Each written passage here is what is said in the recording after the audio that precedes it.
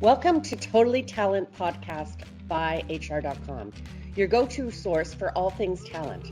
Whether you're looking for expert insights on high-volume hiring, the latest trends in recruitment technology, or strategies for building a winning team, we've got you covered. Join us for each episode as we dive deep into the challenges and opportunities shaping the talent landscape today. Let's get started. Hey, everybody. Welcome back to another edition of Totally Talent on HR.com. I'm your host, Mike Wood, and you may see a familiar face on the other box on the screen. It's Jodie Cherry Roth, and she's back to discuss all the wonderful news coming out of hiring data and all the fun things that we are seeing. So welcome to the show, Jodie. And you're with Talimity right now, right? Yes. Yeah. Thank you so much for having me. Senior Director of Consulting with Talimity. I've been in the Talimity Recruitix family of companies for the last 4 years. And so recently stepped into this consulting job with Talimity. So super excited about my new role. Awesome. I love looking at all the data that you're constantly pulling on LinkedIn, because the BLS numbers, so the Bureau of Labor Statistics numbers that come out on Thursdays or whatever, they're outdated because they're judging things that happened 6 weeks ago. They're not, and they're kind of rosy, like they're rose-colored glasses looking at it. I'm like, I've seen so much doom and gloom because I spend so much time on LinkedIn, whatever. I'm like, this is not what's really happening in the space. So what you have is things that are actually happening. But I do want to start off our conversation by talking about how you are at parties, because we were talking about this in between shows, that I feel like you are that, like, the weatherman in The Perfect Storm, who's like constantly like seeing all these negative things, being like, oh my God, a storm's coming. Yeah. Debbie Downer, and everybody's trying to have a good time, and you're like, no, the numbers are not what they say they are. Yeah. I try to, I was, telling Mike here before we got on that I'm not super fun at parties recently, because all my commentary is kind of tied to, what's going on with, in the labor market, what's going on with new legislation, like how does it impact, talent acquisition. So like, it's just constantly on my mind. I do try to see things from a balanced perspective. So some of the data that we'll look at today are both the highs and the lows, just to kind of keep it as balanced as possible. But yeah, I'm not very fun at parties. Really, I'm willing to admit that. Well, it's just, if people are talking about, I mean, I end up talking to friends about like basic cost of living stuff. Yeah. Or you hear someone got laid off here, someone got laid off there. And so I just try to, judge by what we're collectively going through. I'll try to use anecdotes to see what's actually happening in the space and try to judge it with everything I'm seeing. But you're right. Like when they start talking about job data, I jump out there I'm like the Lorax. I get out and I'm like, you got to look at the real numbers. Like everybody has 2 jobs. Yeah, I think it's, you just kind of have to, or at least what we try to do is look at it across a variety of perspectives, a variety of data sources to see, what's truly going on. And so like looking here, this is probably my favorite topic of, what's the vibe? What's the mood? We've already set the stage that it's going to be a positive mood, right? Yeah. No? So some of this is, not all of this is negative. But these are the indicators that I'm looking at frequently. Glassdoor puts out a monthly index, measuring how do employees feel about just business outlook and their company outlook. This one's got a star beside it because it hit a new record low for the second month in a row. So, people who have a job aren't feeling overly confident. If you look at CEO confidence, that did drop in Q2 as well. This one could tick up a little bit in Q3. That measure was concluded before the big beautiful bill was signed with all the corporate tax cuts included in it. So I would imagine CEOs are probably going to be feeling a little more positive in Q3 now that those tax cuts were extended. We also saw worker commitment hit an all-time high, right? That's something that's measured by ADP. It's what you see here in the bottom left-hand side. So to me, like this says, yeah, I'm more committed to the job I have because I'm worried about getting laid off, or I'm worried I'm not going to be able to find something else, right? So it's like as uncertainty goes up, worker commitment goes up as well. And Hmm. then ZipRecruiter, they put out a really great quarterly report on job seekers. Overall, their report in Q2 showed that job seeker confidence went up a little bit. However, if you slice it certain ways, definitely not telling the same story. So, these high income earners, anyone making $115,000 or more, sharp declines in confidence. Your younger workers, so think like your 18 to 24-year-old bucket, they are feeling down and not confident. And then we also saw dips for folks that have a bachelor degree. So there were some, drops based off of your education level. And then I'll just hit on this last one, worker confidence, and that's the chart that you're looking at here on the far right. Significant declines in Q2 as measured by LinkedIn. You can see the millennial line, which is the bucket I'm in, falls very sharply. And there are other reports out that talk about how millennials rank the highest in terms of like worried about their job security. So no shock there. And I think the headline on this chart is like it's worse than it was during the pandemic, which is kind of hard to believe because it's during the pandemic everyone was worried about this topic, but a lot worse now. And if you go to the next slide for me, Mike, this is actually something Mike and I were talking about right before we got on here. This is a chart that's currently trending right now as a LinkedIn news story. So just kind of breaking in the last few hours is, LinkedIn is reporting again confidence amongst job seekers dropping. So this is even a more up to date metric. This is looking at July numbers. You can see that there were pretty significant declines from June to July, and lower again than during the height of the pandemic in April of 2020. So I think it's safe to say that the overall mood for job seekers is not great. In particular, those that are white collar workers who are high income earners, or those Hmm. that are just recently graduated and trying to enter into this really tough labor market. Yeah, I think, so I'll go back and look at the worker confidence across generations, and I'm wondering if I'm surprised the boomers aren't as low as the rest of the generations, because I've seen an uptick just anecdotally amongst people talking about age discrimination or how hard it Yeah, is to get hired over 50. Um, there's a lot of people that I've heard anecdotally that are having to find work at 60 yeah, and very thinking true. that, yeah, I mean, thinking, well, I got 5 years, but who's going to hire a 60-year-old person when they think that they can get AI to do everything Yeah. for a fraction of the cost? Yeah, there's probably a lot of people who are taking off experience on their resume to try to make it look like they don't have as much experience as they do. Um, that's anecdotal. I don't know that to be certain, but I Yeah. would imagine that's the strategy that that people are taking. And then it would be interesting to look at worker commitment by generation level, which I don't have that stat offhand, but I would imagine that your baby boomers who they may be more committed than anyone because they're trying to, again, to hold on, for dear life for the jobs that they have, just because it is so tough to get a new job right now, and especially And for those that are yeah, and older. there's so many different factors that I'm sure are hitting Gen Z, that are hitting, the millennials. Yeah. I want to say that part of it is, like, at one point you were able to say, okay, if I lose my job here, it'd be easy to find another job with my skills or whatever, and if I can't, I at least have social services to fall back on. Well, those social services are being cut, and Yeah. healthcare is a huge thing. If you don't have a spouse that has it and you lose your job, good luck trying to find healthcare. And it's just, there's like the social programs being pulled out from underneath people for safety net, I think has people a little bit more, it would have me more scared. Yeah, I um think so. And I think that kind of goes into another like topic that I have here, for us, which is around you're seeing multiple job holders at a 20-year high.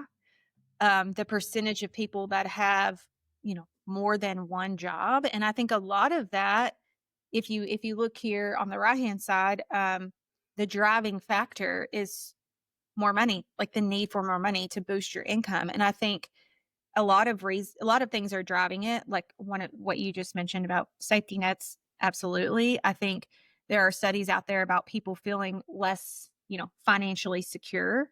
A stat that I have here, 77% of US adults say that they are not financially secure, and that's up from 75% in 2024, which is up from 72% in 2023. So moving in the wrong direction on the topic of people who feel financially secure.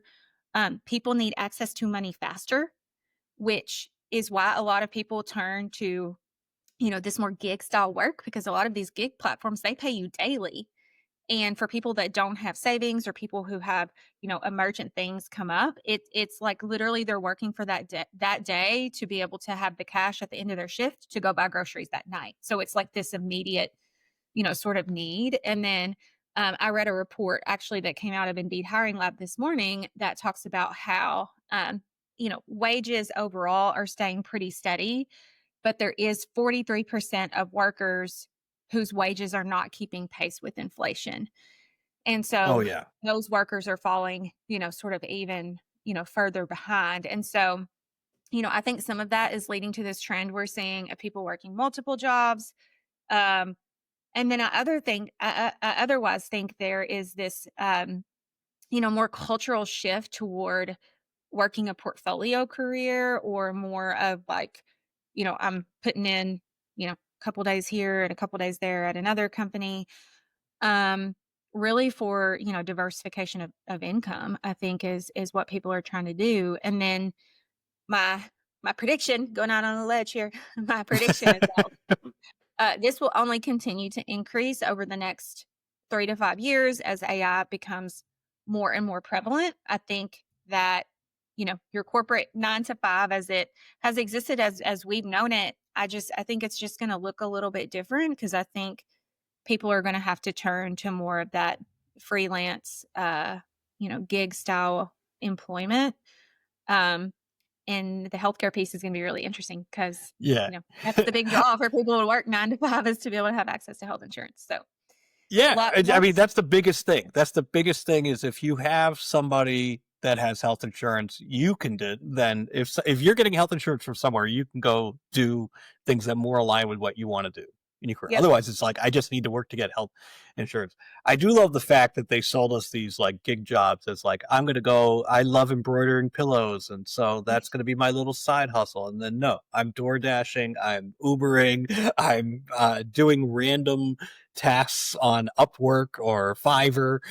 Yeah. It's not what it's another way to get you to be maximizing your time in Yeah. a working capability. Yeah. I think, I think it'll be interesting too, just on the whole, like, classification of worker, right? Like, am I classified as, more of a freelance person, or am I classified as, a full-time employee? I think there may be some interesting, things to come with that too. I think, we might see a trend where more and more companies try to classify workers, not as more of a contract employee versus a full-time employee. And so that could be interesting to watch too. I think a new bill was just introduced on this topic either yesterday or the day before. So kind of pending what happens on that, might be interesting to watch. I love that, like, so like 50 years ago, 60 years ago, we would have called these people that had like multiple jobs or they went from town to town. They're vagrants, they're bums or whatever. So like, I feel like I've taken that bum lifestyle of just like going from town to town, getting whatever money I can at the time. That's my career is the bum index. You got to do whatever's best for your family, for sure. So so you did mention politics a little bit. Yeah. I love the fact that you broke down the big beautiful bill, and there are some good things in there. There's mostly horrible things in there. Let's just talk about the horrible healthcare cuts and all that stuff. But there are some good things. So let's go through that a little bit. Where do you see, kind of like the winners moving forward in business with that legislation? Yeah, I mean, I definitely think manufacturing is a clear winner, with, all of the recent legislation that's come out, particularly around the tax cuts with the big beautiful bill. And then also in that bill, there were some expansions for 529 savings plans, which will allow for people to expand those savings plans outside of just your traditional 4-year degree. And so that will help with, being able to use that money to more skilled trades. Um, Also, there's, big pushes to reshore. And this is going to really impact talent acquisition in terms of, you know, even increasing demand here in the US. And these are in areas where skills shortages are already, happening. I would say for manufacturing, that industry probably more than any is very focused on what's going on with tariffs and trade uncertainties. That's really Yep. become their biggest priority. But one thing I'll say about manufacturing is there is high sensitivity when it comes to the topic of immigration, and there's a lot going on with immigration. But where I think manufacturing is going to feel it the most is actually with the construction workers who are needed to build these new factories that we're trying to reshore. So, We're already um, seeing construction costs go through the yeah, roof. 100%. So, um, you know, construction is very heavy in immigrant labor. And, as we all know, deportations have been going up aggressively. So, if you're losing those workers who are, trying to build these new factories and things like that, there could be some impacts there. Obviously, like defense and aerospace are going to see huge surges in hiring as, there's been a lot of federal defense, kind of added into that big beautiful bill. Trucking, this one's kind of a mixed bag. There's been some recent legislation within trucking mandating, English as being proficient in the English language, all of that, which could impact some workers and their ability to, sort of pass that test. And so we may see heightened demand for CDL drivers because of that. Also very heavily impacted by tariffs. So, for trucking, it can kind of be a mixed bag a little bit. The English mandate is kind of weird. Yeah. Because there's so many different tools around. Like, I mean, there's almost instant translation that you can do with just your phone. Yep. That, like, so it's not, there isn't this huge communication barrier anymore. It feels like there's one guy that speaks Spanish on the line, and they're trying to get him to move over to English. Yeah. I mean, it'll be interesting too, as more of those folks can't drive CDLs anymore. Will they move to other driving roles like delivery drivers and, things like that, that still allow them to drive, but don't have that requirement? That's straight up a, they're using their ICE tactics for that, I think. Yeah. Ah. Not sure, but definitely will be interesting to watch. I think there's a lot of too, like people trying to get ahead of all the tariffs, and so like lots of need for trucking to haul and move everything. But now it's like, okay, now we're sitting on all this inventory. Where are we going to store it? Like, so increased warehouse, costs as you're trying to figure out where do we store all of these, things. Yeah, I didn't even think about the warehouse costs and stuff, and I'm seeing just anecdotally on my social feeds more and more ads that reference pre-tariff pricing. Yeah, I see a lot of that as well. I don't know if how much of that is true versus Yeah, just trying exactly.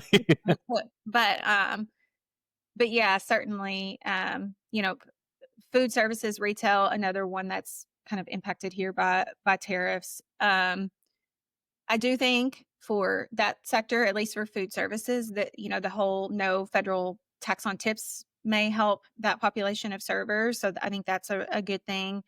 But this one is this one is impacted by inflation. It's impacted by tariffs in terms of, it's going to come down to what are they willing to spend on, right? Like what, Yep. and a lot of what I've read is that, consumers will still, continue to spend Yeah, on and they're cutting micro taxes on luxuries. tips. They're cutting Yeah. taxes on tips, but they're driving up the cost of everything else. Yeah. So, I mean, So it's like you've got to, yeah, it'll be interesting to see what do consumers do as we head into back to school and holiday season. How much are they willing to spend? Are they still going to be spending on small, conveniences, or, are they going to still continue to spend on big vacations? Things like that. It'll be interesting to watch. And I think probably like the industry that is the most impacted by recent legislation is healthcare, when we haven't really Mhm. hit on that one yet. But, there are significant Medicaid cuts coming, and also student loan caps, were one thing that was added into the bill, which capped the amount of money that you can take out. So, anyone who's trying to study to be a doctor, that new loan cap limit isn't going to cover it, right? So then it's kind of like, well, how are you going to cover the rest of it? And so you'll have to figure out other solutions to borrow money. But, oftentimes when you're trying to borrow money, you've got to have somebody to co-sign for you or, and so really this may limit, the Yeah, amount you of have to people own who, something that the bank can right. take if you So don't like, pay it. yeah, I think back to like my family growing up, like we would not have been able to, co-sign for private loans and things like that. So it's like, it's going to limit the amount of people I think who can study to become a doctor.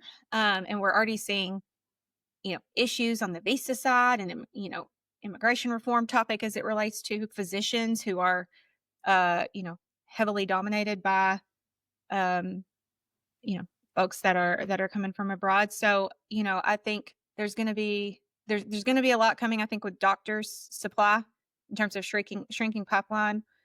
Um, and doctors are already continue to be a role that's elevated. And will continue to be elevated with baby boomers, aging. And then I think we'll also see a lot of ultimately closures, right? In rural Mhm. areas is where they're expecting it most. There's going to be lots of impacts within home health care because they heavily rely on Medicaid to fund them. And so, kind of the prediction there on the talent side is that more and more workers will have to exit the labor market, like exit the working, as a working participant in the labor market because they're going to have to care for their loved ones Yep. who maybe don't have access to, these home health services, and it'll impact women more than it'll impact men. So I think there's already a care crisis happening in the U.S., both on the child care front and also the elder care front.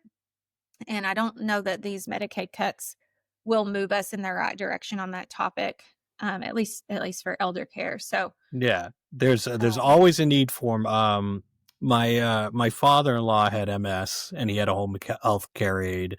My parents are getting old, and so that conversation has kind of come up. And you have to be honest. A lot of the home health aides, at least out by me, are immigrants. They're people yeah, that are coming in. They're looking for work.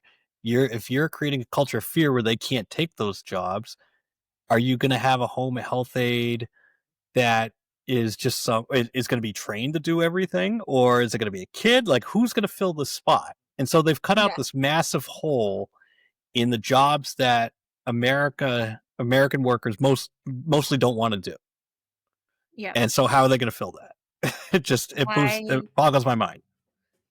I don't I don't know the answer. That's like exactly why I've marked that one as high for immigrant sensitivity because of the share of home health aides that are immigrants. It's extremely high. I don't know the stat off the top of my head, somewhere between 30-40%, which is really large, and the impacts will vary by state, states like California and Well, Texas. let's take a look at that because you have a wonderful map Oh yeah, of the this one's up for a little bit more for like in general healthcare yeah. cuts.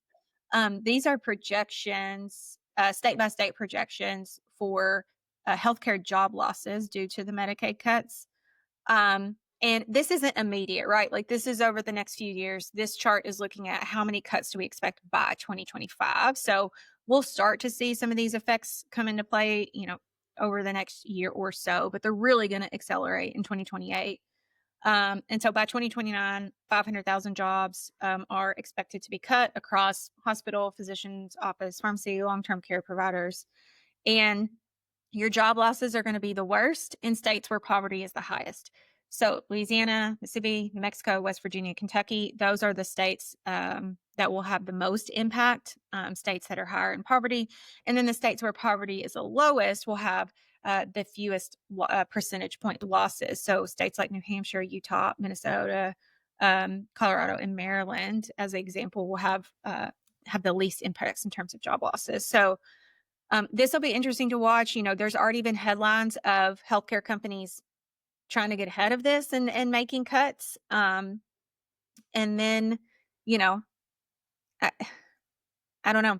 It'll just be interesting to watch, especially as healthcare has really dominated the job gains over the last year. Like if you look at the BLS we were talking about earlier, the monthly report of job gains added per month, healthcare's what's been dominating it for the last Yep. several years, especially over the last year. And so when you start to see major cuts within healthcare, it can get a little scary to think about, well, what does that mean for overall job gains kind of going forward? So that's something that I'll definitely be watching on a month by month basis to see how that trends. Yeah, and just like, I mean, if you live out, and so there's a big pit out in the northwest of the US in terms of like what's available for services and stuff. So let's say you have a rural hospital and you have to drive 40 minutes to get there. Now they just closed that. Yep. You know, it's it's just sad to hear a lot of this stuff happening. Um, but I will be interested to talk with you at the end of the year so we can see if any of these like numbers have gotten better Yeah. or whatnot. I'm in just like I mean they cut all the PBS funding. I think I told you I used to work for PBS, and so Oh yeah. there's like, so I have a lot of contacts, and there's going to be a whole lot more of people from, you know, those workforces, from the federal workforces that haven't even taken the early retirement yet. That's not kicking in until I believe the fall, and Right. so you're just Exactly. going to see that fall off a cliff as well. Yeah. More folks added to the unemployment data. There are lots of projections about what's going to happen with unemployment and those numbers. Because I don't think they're counted in the data right now. A lot of the federal workers yet who've been laid off. So Um, I've seen projections anywhere from right now it's like 4.2%. I've seen projections anywhere between growing between to 4.3 to 4.8%. Through the end of this year. So it will be interesting. I think that's something we should talk about at the end of the year of like what actually happened with unemployment and did it increase as much as we thought it might.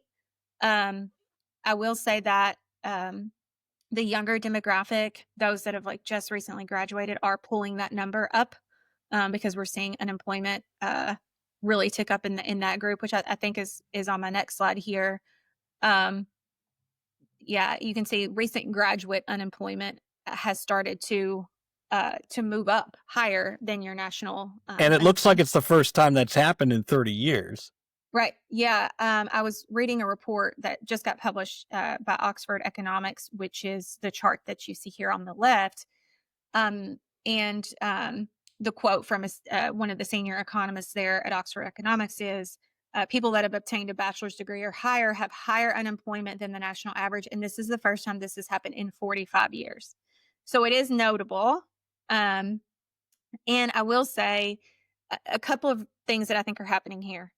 There is a mismatch in oversupply of recent graduates based off of demand for the skills and demand that's out there from companies. So mismatch there.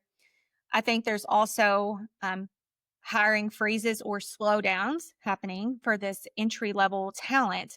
Like where we're seeing hiring spike up is in roles that are revenue generating or adding a ton of value to the company, right? So these more, like we're seeing the cost to recruit for sales as an example skyrocket because more companies are in this mode of like only adding staff who are adding revenue kind of thing. We're also seeing that AI is automating a lot of the work that entry level talent used to do. And I know there's a lot of commentary out there on this topic right now of like AI isn't taking our jobs.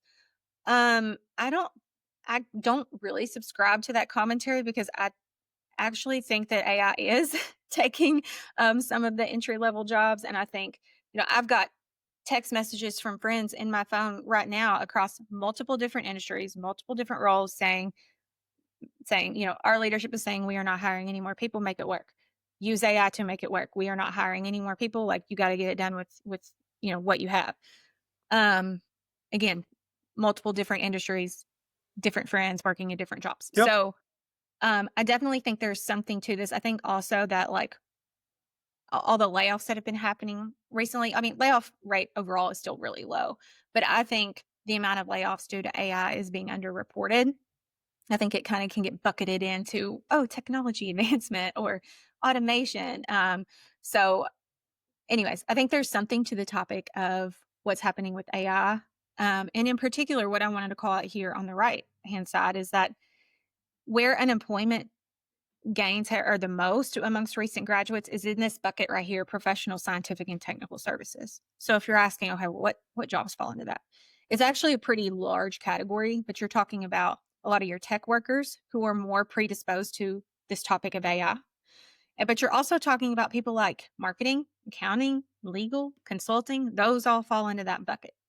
So all these white collar workers, all these jobs that you need a degree, that's really where we're seeing the biggest gains in unemployment amongst recent grads. So that's kind of pulling up, the number of unemployment. In the long run, you know, maybe there's not significant impacts here because you're going to continue to have the baby boomers who are aging out of the workforce, hopefully creating more opportunity, for people to move up in their job and opening up these more, junior level roles as other people move up. But in the short term, this may remain elevated unless there's a big surge in demand from tech companies that kind of comes out of nowhere, or if there's a mass exodus of the labor force, which both of those may be a little unlikely. Yeah, At I least think that the executives in charge are thinking that AI is going to solve everything, that they can fully automate an entire worker, and to the workers out there, that if you say that AI can like if you're so narrow-minded on you're doing this one little task and that's my job, no, you need to add some more value there. Be the one who is directing the AI. Be the one who is I guarantee a lot of these executives that are even making the cut don't know everything about AI or how to use it. I it's think that advancing so fast, none of us do. It's really no, challenging to keep up with it all. Like very, very challenging. But I agree with your point of like, workers should be using it. You should be trying to figure it out. And how do you add more value with it? I mean, those are the folks that are going to be able to sustain their jobs. Are the people that are getting innovative with how to use it. The people that are not willing to try it, or not willing to kind of dip their toes into learning more about it, I would say are going to be more at risk in the future. Yeah. When companies start to look at, well, next round of layoffs, who's adding the most value, who's the most productive. Yep. And since nobody has any savings anymore and nobody has social services to fall back, you need another job to fall back on just in case, just so that, if anything happens. But this is fantastic. I love having you on the show, and I love talking through these numbers with you. People can find you on LinkedIn. I hope I'll have you on the podcast again, but I want to thank you very much for this episode. It's always great talking with you. Yeah, thank you so much for having me. I really appreciate it. Yeah, feel free to connect with me on LinkedIn. I publish a lot of content on there when I get time to write longer form content. So feel free to check that out. Or, if you ever need support from a consulting perspective, you can check out the Talivity website, and all of our services are there. We'd be happy to help on that front. And if you ever had a party with both of us, we're going to be in the corner talking about how the market is collapsing. Talking about the labor market. And then I may switch up the subject a little bit. I could talk about ancient aliens a little bit. Really? What was that? Ancient aliens? Oh, sorry. I have nothing to add on that topic. You have nothing to add on ancient? Okay, so it's this whole show that like they're trying to say that the pyramids were built by aliens, and it's like, it's not true, but it's one of those shows you watch it enough that you're like, I wonder. You're so sucked in. Yeah, exactly. But all right. So thank you, Jodie, and everyone else that is listening or watching. We'll see you at the next episode of Totally Talent. Thanks for tuning in to the Totally Talent podcast by HR.com. We hope you find today's episode insightful and inspiring. Don't forget to explore more episodes and discover valuable resources at hr.com/podcasts, where you can listen to all of our podcasts. Until next time, keep leading with purpose and making a difference in the world of talent.